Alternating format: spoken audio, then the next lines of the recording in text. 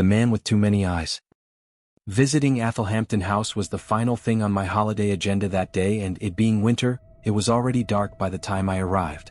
This suited me just fine, as the warm lamplight bathing the house gave a cozy air to what could otherwise have been an austere, cold-looking facade.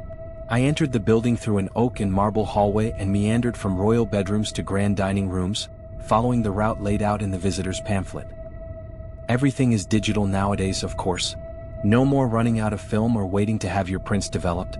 I was able to get some good pictures, as the late hour meant that most visitors had already been and gone, and I didn't have to worry about someone blundering into my shot. I had been in the house for about an hour and was thinking to myself that my tour must soon be coming to an end when, as I strolled down a long empty picture gallery, a room off to the side caught my attention. It was very brightly lit, much more so than I had seen elsewhere, and in the doorway I saw a velvet rope. There had been many of these throughout the house, blocking entrances and elegantly indicating to visitors that some areas were off-limits. This one, however, was only hooked up on one side, with the rope trailing aimlessly on the floor. I guessed that a member of staff had perhaps been obliged to pass through and had not yet returned, and I certainly did not really believe that this room was suddenly open to visitors. However, it also meant that I had a pleasing opportunity to have a look into a restricted room with a good excuse for being there, should I be discovered. I approached the doorway and stepped carefully inside. I'm not really sure what I expected to find. A space in use by the resident family? A hoard of fascinating curiosities? Perhaps.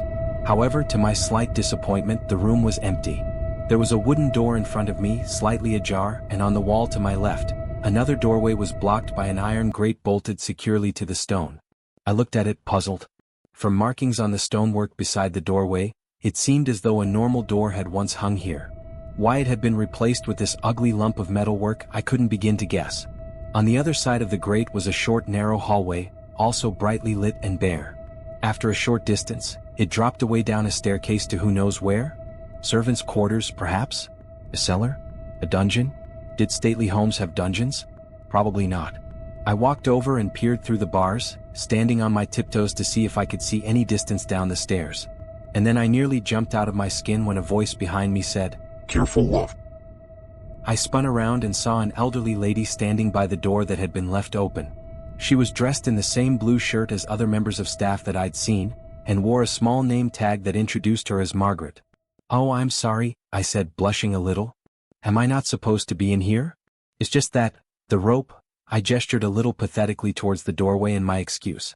Margaret looked over at it, her blue eyes twinkling. She smiled at me. "No, no," she said.